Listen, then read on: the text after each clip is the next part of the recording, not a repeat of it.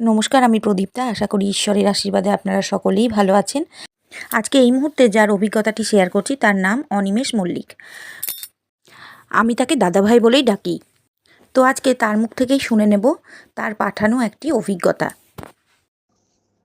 ছোট থেকে আমি বেশ সাহসী। খেলাধুলা বলতে ক্রিকেট, ফুটবল দারুণ খেলি। বিভিন্ন জায়গায় প্রতিযোগিতায় ডাক পড়তো আমার। এইভাবে ধীরে ধীরে যখন বড় হলাম, একদিন সে সালটা হলো 2007 সাল। বাবা বহুদিন ধরে অসুস্থ ছিল।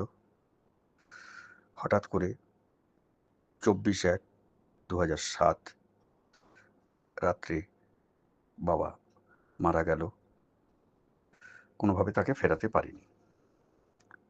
কিন্তু মজার ব্যাপার, ওই রাতে মায়ের সাথে একই ঘরে শুয়ে আছি। হঠাৎ মধ্যরাতে ঠিক খাটের নিচে খড়খড় করে একটা আওয়াজ শুনতে পেলাম। তারপর উঠলাম।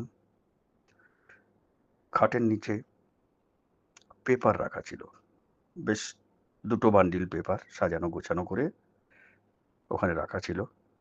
সেগুলোকে দেখলাম লণ্ডভণ্ড হয়ে গেছে। কিন্তু কে সেগুলো ফেলে দিল আজও বুঝতে পারলাম না। এখনো মনে হয় সেই রাতের সেই ঘটনা, অনেকটা ভৌতিক ঘটনা মনে হয়েছিল।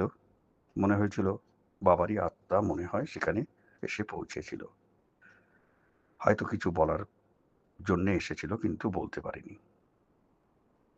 এইভাবে সময় তো বহুদিন অতিক্রান্ত হলো। আমি আমার চাকরি জীবনে কর্মব্যস্ততার মধ্যে দিয়ে চলতে থাকলাম। কিন্তু আজও সেই ঘটনা মনে পড়ে যায়। আজকে সুযোগ পেয়ে তোমার চ্যানেলে দেওয়ার জন্যই আমার এই ছোট্ট গল্প নিবেদন।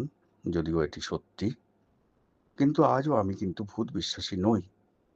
তবুও ব্যাপারটা যেন ভৌতিক মনেই হয়েছিল।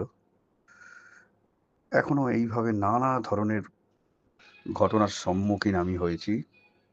নানা ঘটনা এখনো নানাভাবে মনে পড়ে। তো এই ছিল দাদাভাইয়ের পাঠানো একটি অভিজ্ঞতা।